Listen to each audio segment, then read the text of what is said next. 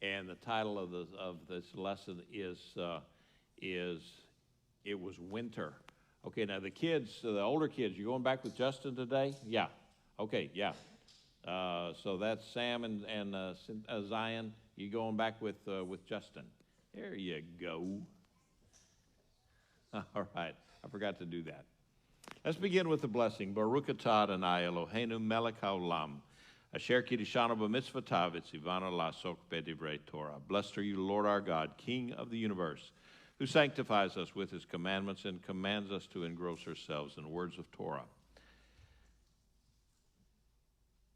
The ninth reading from the book of Genesis, called Vayeshev, it means, and he dwelt. The title comes from the first verse of the reading, which says, Now Jacob dwelt in the land where his father had sojourned, in the land of Canaan. Now, that's Genesis 37:1. Despite the portion's name and first verse, the story is actually about Jacob's son, Joseph, and how he was removed from the land of Canaan and dwelt in Egypt. The narrative follows Joseph from Canaan to Egypt to prison. In addition, this week's reading contains the story of Judah and Tamar. Now, generally speaking, I normally begin the weekly teaching with the Torah portion, and then I work my way, to the Brit Hadashah and the New Testament. Today, I'm going to kind of throw you a curveball and just kind of jump around a little bit, and we're going to begin to read in the book of John, our Brit Hadashah reading, and because tomorrow evening will begin, as I've mentioned before, it begins the 8-day celebration, the 8-night celebration of Hanukkah. All right, and I know that there are some of you here who have never, ever celebrated Hanukkah before. And so some folks have told me they're very excited about the opportunity to celebrate Hanukkah for the very first time. And so it's a whole lot more than eating jelly donuts, okay? All right. Not much, but it's a lot more than getting to eat jelly donuts. Now, what does it say? Then came Hanukkah. It was winter in Jerusalem. I've heard discussions from various factions within Messianic Judaism regarding the celebration of events that are not mandated by Torah. These two main targets of these folks seem to be Hanukkah and Purim. Now, they also hit on Christmas and Easter and everything, but Hanukkah and Purim. Maybe Purim not so much, because it is actually mentioned in the Bible where it says we are going to celebrate this every year. And so they back off from that. But Hanukkah is in the crosshairs for some that say we shouldn't be celebrating Hanukkah because it's not in the Bible. Well, it is. And it comes from the book of Maccabees, so they say we shouldn't be celebrating it. Well, guess what? It's in the New Testament. It's in the Brit Hadashah. Purim is a couple of months away, and Hanukkah begins tomorrow night. So let's talk about Hanukkah. And guess what? Yeshua celebrated Hanukkah. He was in Jerusalem for Hanukkah. Now, I want you to just jump in. Have you got your Hanukkahs and your candles and all of that kind of stuff laid out at home already, ready to go? Good. So I'm going to give you kind of the Cliff's Note version of Hanukkah to the ones who are entering into this wonderful world of Messianic Judaism. After Alexander the Great died, his empire was divided into 4 parts. The part that ruled over Israel was the Seleucid king Antiochus Epiphanes, eventually, and whose throne was in Assyria. He forbade any expression of the Jewish religion on pain of torture and then death. He sacrificed a pig on the altar of the temple and erected a statue of Zeus in the holy place in the temple. And he even called himself Antiochus Epiphanes, meaning I am God. Okay? And so the Jews weren't happy with that. Torah faithful Jews rebelled with Pincus-like zeal against their Greek oppressors. They waged a civil war against the large population of the Hellenistic Jews, too. There were a lot of Hellenistic Jews. These are Jews that embraced the Greek debauchery and just their customs and their disregard for God. So after several years of guerrilla warfare led by Judah, the Levite that they call the Maccabee, the hammer, the Greeks, they gave up and left Israel. I mean, they had bigger battles to fight, and they were just wasting a lot of their manpower and resources to try to subdue this civil war, this guerrilla war in Israel. Plus, every time they would come against Israel, God would hand them their rear ends on a platter, because he gave the Jews miraculous victories over overwhelming odds. It's funny how God does that sometimes, okay? We don't have to be afraid of those overwhelming odds, because guess what? We got God on our side. So they left, but the temple was just horribly defiled. So the survivors set about cleansing it and restoring it, but it took a lot of work. They tried to get it ready for Sukkot, but alas, they couldn't get it done in time. They were dressed. It was just too big a chore. They settled on maybe a late Sukkot. Now there are others that said no, that they chose the 8 days because of other reasons. But I think it's safe to say that they did this as a late Sukkot, and that's why they had the celebration, the 8 days of celebration. Now this was after the normal harvest time that Sukkot is. Sukkot is at the end of the fall harvest. So now we've got a couple of months later, and it's cold, but they finally got it all put together, and they started searching in the temple, and they found out that they had enough oil for just one night. In fact, the idea that they had their nice big menorah, I believe, is also romanticized, because I believe that if you read some of the Josephus and others, they said, no, they just stuck some poles in the ground and stuck lamps on them, and that became their menorah until they could actually build a new menorah. Because why? Because the Greeks had destroyed it, and so they had to build a new one.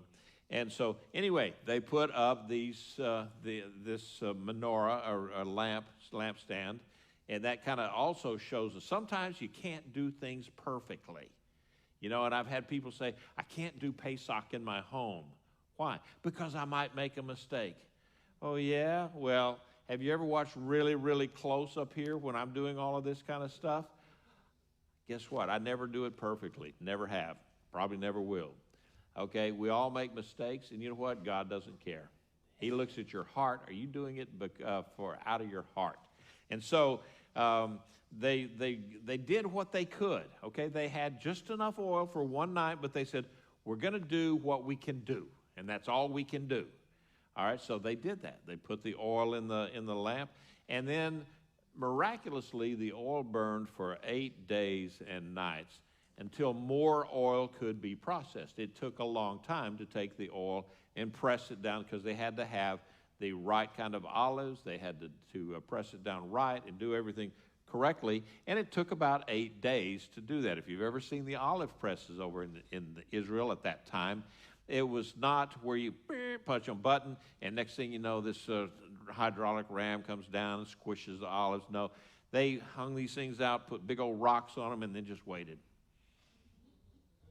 for the rock to just do its thing, and it would squeeze out a little bit of oil, and it would come down. And it just took a while to do all of this.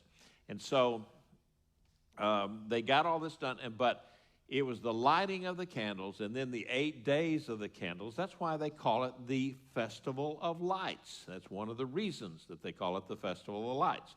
And it says Yeshua was in Jerusalem for the festival. Now, the Bible says it was winter. Now, I don't know about how you feel about winter, but I'm not a fan. I am not a fan of winter. Number one, I can't do much gardening in wintertime. All right? So I lived in northern Illinois for about 8 to 9 years when I was young, okay? And it did not turn me into a Yankee, did not turn me into a Patriots fan, okay? Just so as you know, all right? Now, I will root for the White Sox, but that's just another story. But I lived up there, and, I can remember winter for me was just, it means cold and dark and dreary days. And, I like days that are cloudy and overcast in the summertime because it makes probably, maybe means some rain and maybe not so hot. But I like those more tropical days, rain or shine. And but in the wintertime, all the vegetation dies back. There's very little life if you go out, especially, I tend to equate things to my garden, what I can grow. And to me, winter just feels like death. And winter meant death to countless soldiers in the armies of Napoleon and Hitler as they tried to invade Russia. It was just as much the fierceness of the Russian people against these armies as it was the winter that defeated them. In my mind's eye, the images of snow-swept plains in the Dr. Zhivago movie. I don't know how many of you have ever seen that movie. I've only seen it once or twice or maybe 10 times, and it still gives me the shivers thinking about that cold, just being cold. When I'm cold, I'm absolutely miserable. Now, retain that description of winter in your mind, okay, as we proceed through this parsha.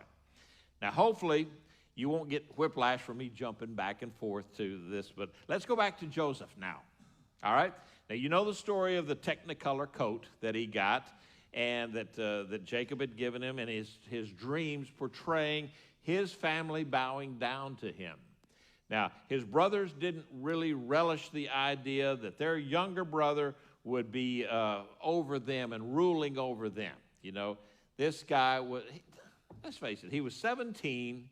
All right, and if any of you have ever raised kids, teenagers, especially when they get around that 15, 16, 17 year, that's, you can tell them a little bit, but you can't tell them much.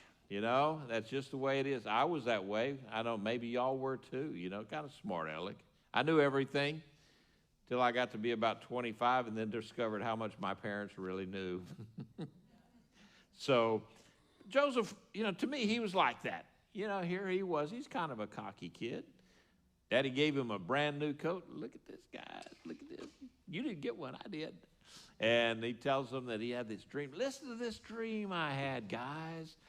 And I had this sheaf, and all of you guys just bowed down to me. And then he had the other dream. He said that here he was in the sky, and that the sun and the moon bowed down to him, and all the stars bowed down to him. And so, this was getting a little bit much for all of these guys. So they really, really, really hated their younger brother. And so, he was out there in the fields, and pretty far, several days away from home. And the brothers decided, we've had enough of this kid. Let's kill him. Now that's hate for you. That is real live hate. When you can, you might get aggravated at a brother or a sister, but to conspire to kill your own brother or sister, now that's over the line. You might want to punch him in the nose, but killing is another thing. And so they were going to do that. Well, Judah intervened and said, no, we don't want to have blood on our hands. So they just threw him in a pit, maybe an old cistern or something that was out there that he couldn't get out. And of course, things like that, you put people down in the desert, and there's snakes and spiders and scorpions, and I don't think they had Gila monsters over in Israel, but it was not a pleasant place. They threw him in there, and they were just going to leave him. So they weren't going to kill him, but he would die of dehydration or a snake bite or scorpions or whatever. So Then they got to thinking, well, no, let's not do that. Judah said, no, we don't want to do that. Tell you what, there's a bunch of Midianites going down there. Let's just sell him to them, to those guys, and then they'll take him, and we didn't kill him. Okay, then he's gone. He's out of our lives. We don't have to deal with this arrogant rascal anymore. And so, you can imagine Joseph's mindset when he's thrown into this pit with no way to climb out. His own brothers were leaving him there to die of thirst, exposure, all of those bites and everything. Regardless of the season, it would have been a nasty time for him. Joseph was experiencing winter. It may have been the depths of the summer, but in this point, he was experiencing winter, the face of death. A day later, that rope was tossed down into him, and they got him out, and sure, he thought, well, okay, well, they've forgiven me, and said, no, turn around, put your hand behind your back, put the handcuffs on him, and they sold him, and he was sold into a life of slavery. Now, that is not a good life. It's not a place to be. His fall from being the favored son of a rich and powerful patriarch down to a lowly slave, and he was bound for Egypt, and nobody, his parents did not know where he was, and his brothers, they're not telling. Well, that would be enough to crush any man and crush their spirit. Joseph was experiencing winter. God showed Joseph his favor, and Joseph became the manager of a household of an influential member of the Egyptian government. Everything seemed good until Joseph found himself cast out of his position and thrown into prison due to the treachery of Potiphar's wife. You all know that story, I'm sure. And again, he's thrown into prison. Joseph was experiencing winter. The nation of Israel went through similar trials, being enslaved in Egypt, their sons killed so that they could not be a threat to the Pharaoh. And they were cruelly used by the pharaohs to build their cities. And again, Israel was experiencing winter. Fast forward 1,000 years, and Israel had escaped Egypt, experienced trials in the wilderness, conquered Canaan, and became an influential nation under David and Solomon. Then they began their slide into idolatry and disobedience. If you read the book of Judges, it's just a circle. They would have a time of revival, and they'd be on top, and then they would just fall off, and then down on the bottom, they would cry out to God, and he would send a redeemer, and they would come up, and then they would be on top, and it went over time and time and time again for hundreds of years. The kingdom was split into Israel and Judah. Israel was conquered by the Assyrians, and then 100 years later, the temple was destroyed by the Babylonians. Judah was exiled to Babylon. The Jews were experiencing winter. However, God remembered his promises, and the nation of Israel was restored, never to the prestigious heights attained under Solomon, but still a nation. Being small and relatively powerless, Israel was repeatedly overrun and ruled by several nations leading up to the Seleucid period that we talked about earlier. The atrocities committed against the Jewish people are just really too rough and too nasty. I'm not going to get into them today because they're just horrific. And let's just say, we can say, though, that during that time, Israel was experiencing winter and its death. The Grecian yoke was thrown off by the Maccabees. It was quickly restored under the Grecian yoke was just replaced by the Roman yoke. And the Romans were not as concerned with destroying Jewish religious practices and customs as were the Greeks. I mean, the Romans really didn't care. As long as you paid your taxes and didn't create a stink and so forth, they pretty much let the Jews run their own business. I mean, so it was not all that bad, but it was still there. They were there, and they were ornery enough that it made the Jews chafe. But Rome still ruled with an iron fist, and you didn't get outside their rules. And again, Israel at the time of Yeshua was experiencing winter. And that's the world that Yeshua grew up in. There was constant and sometimes deadly bickering between the various religious factions I mean, this is among the Jews now. And in fact, there were some 22 different identifiable sects, S-E-C-T-S, of Judaism during this part of Yeshua's life. As if Jewish political opponents killing each other wasn't enough, they always had the Romans to contend with. And if their little civil wars against the various factions got too much, then the Romans would come in, and whoever was rioting there, they didn't care which side it was or anything. They just went and killed them all, and they would kill thousands at a time. And a lot of times they would put them up on crucifixes. And so, yeah, the cross, the crucifixion was not invented for Yeshua, okay? The Romans had been using that for quite a few years, and in some places they completely deforested a nation because they had so many crucifixes, had so many crosses up because they hung thousands of people on them, okay? Horrible time. And so here, that's what was going on in Jerusalem at the time of Yeshua. John summed it up. He said, it was winter in Jerusalem. Now, I've described several scenes throughout the Bible where individuals and nations were brought low. They were dark, cold, dreary, teetering on the brink of disaster. Now, though they may have thought that eventually, spring will come, that's in the back of their mind, would it be soon enough and come quick enough before they died? That was a question. Yeah, I know it's going to get better someday, but maybe not for me. I'm going to die first. The icy winds of despair still chill them to the bone with little hope of rescue. Have you ever felt that way in your own life? I'm sure I know that some of you have, because I know a little bit about your lives, okay? I do. People have talked to me, that confided in me, told me. Now, I don't tell anybody, okay? That's stuck in here. But I do know about some of the lives and how you've gone through despair and depression. And I never pass up an opportunity to remind people that depression is a terrible, terrible disease of the mind, and it's deadly.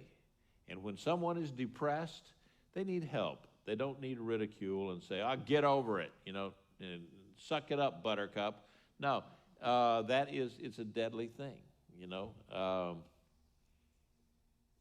It's serious business. If you've ever preached a funeral for a teenager, you know it's serious business. Get back to my notes. Sometime maybe a family member right now, a friend, a family member who is in that snowbank. There's no light, no warmth, no hope. It may not be you right now that's in that, that's feeling like that, but we know that we have to be cognizant of the situations that confront others, and then the others that we know and love. We have to do that because they may not actually feel like they can reach out to anybody. We have to be sensitive to people. You have to learn to be sensitive. And I can say I have not always been that way. I've been that hard, stern military guy, and I've not always been sensitive. And maybe now, Pat tells me a lot of times, says, "You just don't get it, do you? You just missed that one." Yeah, sometimes it happens. I'm not perfect. We're trying though, not for perfection, just to do better. People feel like sometimes that they just can't reach out to anybody. So be sensitive to others. Let's look at these two verses again in John 10:22. Then came Hanukkah. It was winter time. It was winter in Jerusalem.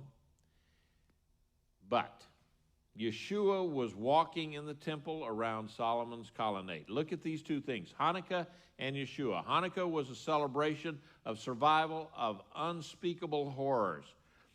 It was a celebration of the mercy of God in granting Israel salvation from their oppressors. It was a celebration of rededication of the worship of the one true God. It was a cause of hope.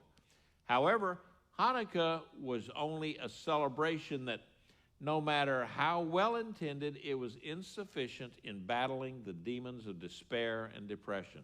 It was just a celebration. When Solomon dedicated the first temple, the record shows that the glory of God filled the temple. And I'll read it for you in the 1 Kings 8, 10, and 11. Now, when the Kohanim, the priests, came out of the holy place, the cloud filled the house of Adonai so that the Kohanim could not stand to minister because of the cloud, for the glory of Adonai filled the house of Adonai. The Hebrew word here that's used for glory is kavod. Now, if you've studied Hebrew enough, that kavod means what? Weight. That's what kavod actually means. And it's the glory of God was so powerful that the priest could not stand under the load, that weight of God's glory. The temple housed the Ark of the Covenant, where God said he would dwell with his people. The people had abused the ark, and the glory of God's presence had lifted. But at the dedication, God restored his presence there in Solomon's temple. 500 years of failure of the Jewish people to follow God's, they failed to follow God's Torah, resulted in the destruction of the temple in 586 BCE. Nearly 100 years passed before they rebuilt the temple and rededicated it. But there was a difference. The ark had been lost. God's presence was not there like it was in Solomon's day. They had the temple. They had the furnishings had been rebuilt, but there was no presence. John tells us that on that cold day in Jerusalem during the festival of Hanukkah, God's presence returned. Yeshua was walking in the temple. Roughly 1,000 years after God's glory settled in the temple, God's Son was in the temple. There was no weight of God's glory, forcing men to the ground, but the words that Yeshua uttered while surrounded by his critics, that would start in motion God's plan for the salvation of man. John 10:27. My sheep hear my voice, I know them, and they follow me. I will give them eternal life. They will never perish, and no one will snatch them out of my hand. My Father who has given them to me is greater than all, and no one is able to snatch them out of the Father's hand. I and the Father are one. The religious leaders, they wanted to stone Yeshua because he said, I am Ben Elohim, the Son of God. With that encounter, things in Jerusalem, or actually in the entire world for that matter, would never be the same.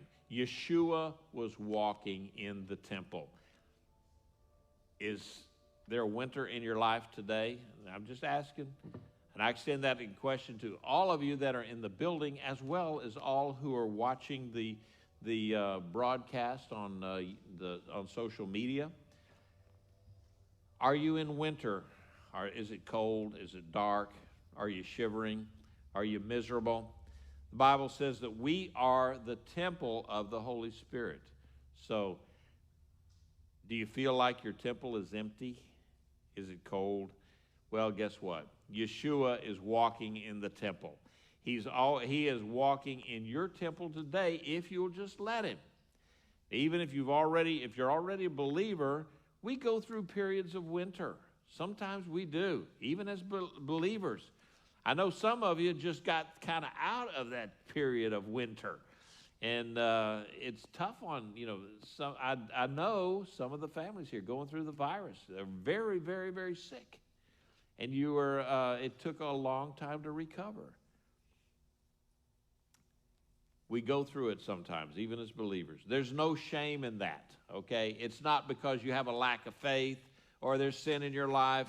It's just that's what we live in, an imperfect world, and stuff happens to us. That's all it is. So, if you're going through a winter time, then please know that the door, just open that door of your temple, let Yeshua in, because guess what? He's walking in the temple today.